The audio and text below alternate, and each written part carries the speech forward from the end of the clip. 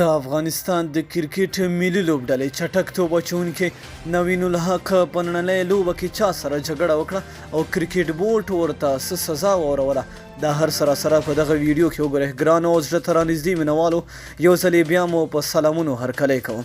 نن ورځ د مس عینک اتلانو او بوس ساتونکو د لوبې پر مهال د مس عینک اتلانو چټک توپ اچوونکي نوین الحق جریمه شو.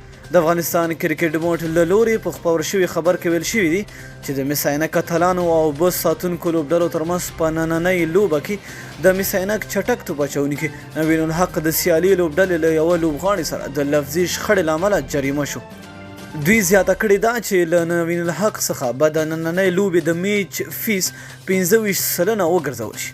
نن سهار د مس عینک اتلانو او بوس ساتونکو ترمنځ د شپږیزې کرکټ لیګ دویمه لوبه په کابل میدان کې ترسره شو چې مس عینک اتلانو 156 منډې وکړې او په ځواب کې د بوس ساتونکو لوبډلې 153 منډې وکړې چې مس عینک اتلانو په 3 منډو بریا خپله کړه. نوین الحق د افغانستان چټک توپ اچوونکی دی چې د 19 کلنو لوبډلمشر هم پاتې شوی دی. هغه د افغانستان لپاره 2 نړیوالې یو ورځنۍ او یوه نړیواله 20 ورځیزه لوبه ترسره کړې ده.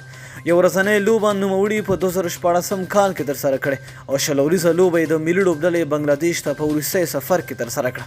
په خپله لومړۍ نړیواله 20 ورځیزه لوبه کې نوموړي 4 اورونه ترسره کړل چې د 20 منډو په ورکولو سره یې 2 لوبغاړي وسوځول. خو په دغه لوبه کې افغانستان په 4 ویکټو ماتې وخوړه او د بنګلادیش لوبډلې پکې بریالی شوه. نو مینه او مننه چې ویډیو مو راسره تر پایه ولیدله. د لا نورو ښکلو معلوماتو لپاره زموږ چینل در سره سبسکرایب کړئ.